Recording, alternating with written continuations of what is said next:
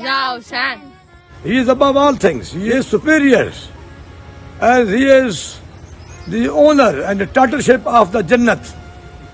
آج ہم جس ہستی کی شان میں لب کشا ہونے جا رہے ہیں ان کا نام حضرت امام حسین جگر گوشہ بطول نواسہ رسول صلی اللہ علیہ وسلم. آپ علیہ السلام 3 شعبان 4 ہجری کو مدینہ شریف میں پیدا ہوئے.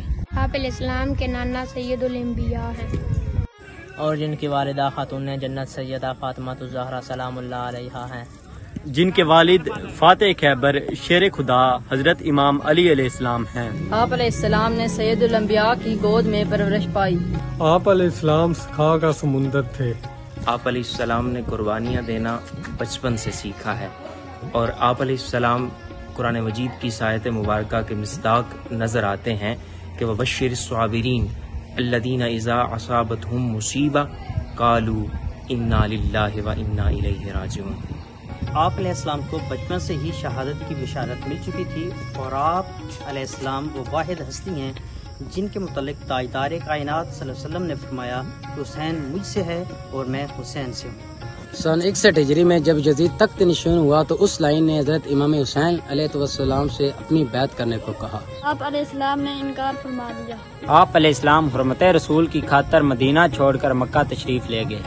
جب حضرت امام حسین علیہ السلام نے یزیدوں کو اپنے خون کا پیاسا پایا تو آپ حضرت امام حسین علیہ السلام نے احرام حج کھول دیا تاکہ اللہ تعالیٰ کے مبارک گھر کو قتل و غارت اور خون ریزی سے بچایا جائے.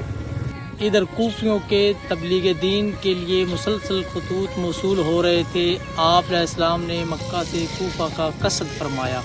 کوفہ جاتے ہوئے ایک مقام جو کربلا کے نام سے موسوم ہے وہاں آپ علیہ السلام کے قافلے کو روک لیا گیا.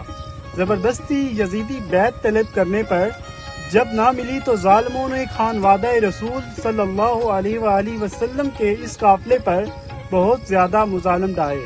بالآخر 9 محرم کو یزیدی فوج نے جنگ کا دبل بجا دیا اور 10 محرم الحرام کو جنتی جوانوں کا یہ سردار نواسہ رسول جگر گوشہ بطول جامع شہادت نوش فرما کر ہمیشہ کے لیے امر ہو گئے.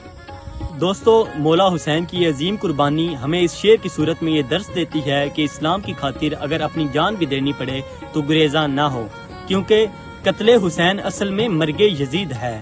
اسلام زندہ ہوتا ہے ہر کربلا کے بعد. آپ وارث ہیں جنت کے، آپ پوری کائنات کے مالک ہیں. اللہ تعالیٰ نے پوری کائنات کو آپ کے لیے تخلیق کیا ہے تو میں ان پر کروڑوں مرتبہ سلام پیش کرتا ہوں. شکریہ.